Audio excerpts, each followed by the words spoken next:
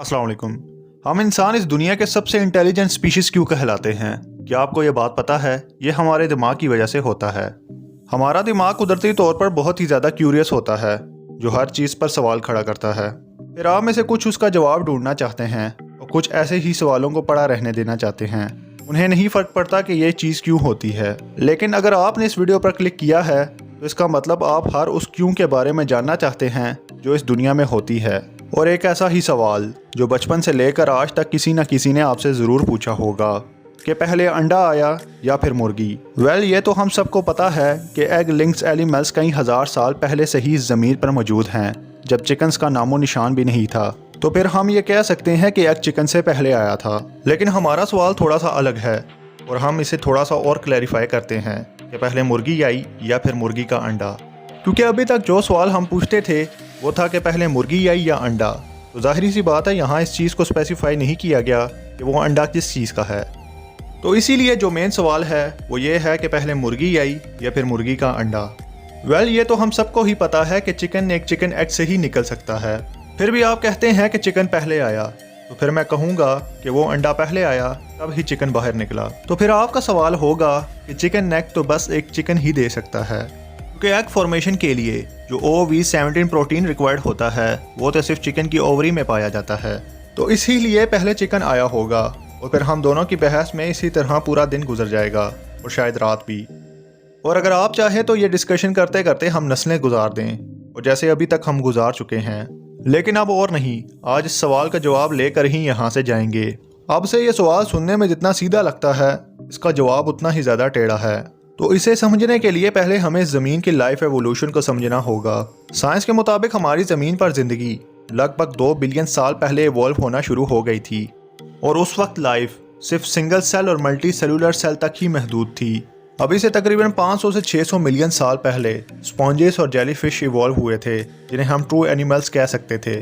यानी वो पहली जिंदा चीज़ थी जिन्होंने मल्टी सेलुलर लेवल को पार करके एक लिविंग एनिमल की कैटेगरी बनाई। इसके बाद आहिस्ता आहिस्ता एवोल्यूशन और कम्प्लेक्स हुआ और एनिमल्स आहिस्ता आहिस्ता अलग अलग इंडिविजुअल्स बनना शुरू हो गए। एवोल्यूशन हर उस तरह से हो रहा था ताकि वही जिंदा रहे जो इस नेचर में सर्वाइव कर सकता है, और जो सर्वाइव नहीं कर सके या दूसरे स्पीशीज से कम्पीट नहीं कर पाए, एक्सटेंट यानी ख़त्म होते चले गए।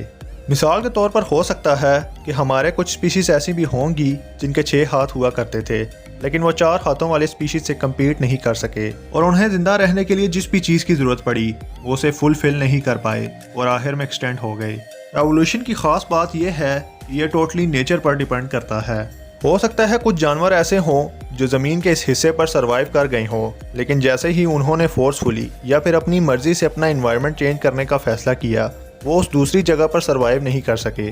आज इस ज़मीन पर 1 ट्रिलियन स्पीशीज एग्जिस्ट करती हैं, जिसमें 106 मिलियन स्पीशीज सेंट्रल डाटाबेस में डॉक्यूमेंटेड है। और ये जितनी स्पीशीज आज तक इस ज़मीन पर एग्जिस्ट कर चुकी हैं उनका ये 1% भी नहीं है। इसीलिए आप ये सोच सकते हैं कि एक स्पीशीज हर एंगल से इतनी परफेक्ट कैसे होती है, क्योंकि ये हर मुश्किल को पास कर चुकी हैं जो हम सोच सकते हैं। क्योंकि जो मुश्किल को पास नहीं कर पाया वो एक्सटेंड हो गया, और आगे भी ऐसा ही होता रहेगा। और ये पॉसिबल हो पाता है DNA म्यूटेशन की वजह से। यह तो हम जानते हैं कि रिप्रोडक्शन के वक्त 2 ऑर्गेनिज्म अपनी जेनेटिक इन्फॉर्मेशन DNA की फॉर्म में अगली जनरेशन को पास करते हैं, और रिप्रोडक्शन के बाद जो नया ऑर्गेनिज्म प्रोड्यूस होता है उसमें ये जेनेटिक इन्फॉर्मेशन रेप्लिकेट हो जाती है। लेकिन ये रेप्लिकेशन कभी भी 100% एक्यूरेट नहीं होती, और इसीलिए नई जनरेशन में बहुत ही माइनर, ऑलमोस्ट ना होने के बराबर चेंजेस आती रहती हैं। लेकिन ये छोटे छोटे DNA म्यूटेशंस हज़ारों लाखों जनरेशन तक पास हो जाते हैं और वो एक कंप्लीट नई स्पीशीज में कन्वर्ट हो जाते हैं। जैसे जब इंसान ने थोड़े कम खूनखार भेड़ियों को अपने आसपास रहने देना शुरू कर दिया, तो आहिस्ता आहिस्ता उनका नेचर तब्दील होने लगा और उनका DNA चेंज होने लगा, और आज हम कह सकते हैं कि वो एक नई स्पीशीज यानी कुत्तों में कन्वर्ट हो चुके हैं। शायद अब आपको अर्थ एवोल्यूशन का थोड़ा सा आइडिया हो गया होगा। तो चलिए फिर हम अपने सवाल पर वापस आते हैं कि पहले मुर्गी आई या फिर मुर्गी का अंडा। तो अगर हम आज के चिकन की बात करें तो किसी स्पीशीज के करोड़ों अरबों DNA म्यूटेशंस के बाद मान लेते हैं कि 2 प्रोटो चिकन बने होंगे। प्रोटो चिकन्स वो चिकन है जो एक प्योर चिकन की 97 to 99% प्रॉपर्टीज को मैच करते हैं। ये जो प्रोटो लफ्ज़ है ये प्रोटोटाइप से लिया गया है, जो कि एक असली चीज़ की एग्जैक्ट हूबहू कॉपी होती है लेकिन असली नहीं होती। इसी तरह प्रोटो चिकन चिकन नहीं थे, ये एक ऐसे जानवर या परिंदे थे जिनकी 99% प्रॉपर्टीज चिकन से मिलती थी। और जब इन दोनों प्रोटो चिकन्स ने रिप्रोडक्शन करके एक प्रोटो चिकन एग दिया तो उस डीएनए म्यूटेशन की वजह से जो उस अंडे में से नई स्पीशीज बाहर निकली वो थी चिकन। तो इस तरह हम ये कह सकते हैं कि पहले चिकन आया, फिर आप कहेंगे कि दो प्रोटो चिकन्स ने एक चिकन एग दिया और उसमें से एक चिकन बाहर निकला, तो इसलिए पहले चिकन एग आया ना।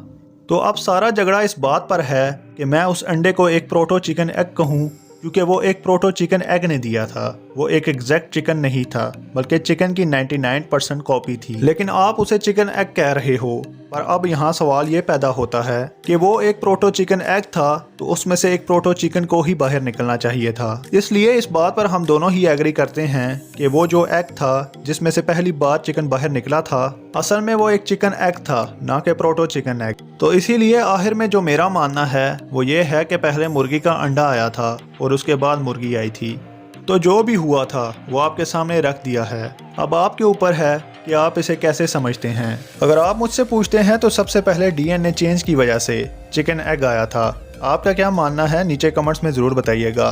और इस वीडियो को उन सब लोगों के साथ शेयर ज़रूर कीजिएगा जिन्हें आज तक ये सवाल इरिटेट करता आ रहा है कि पहले मुर्गी आई या अंडा, सॉरी मुर्गी का अंडा।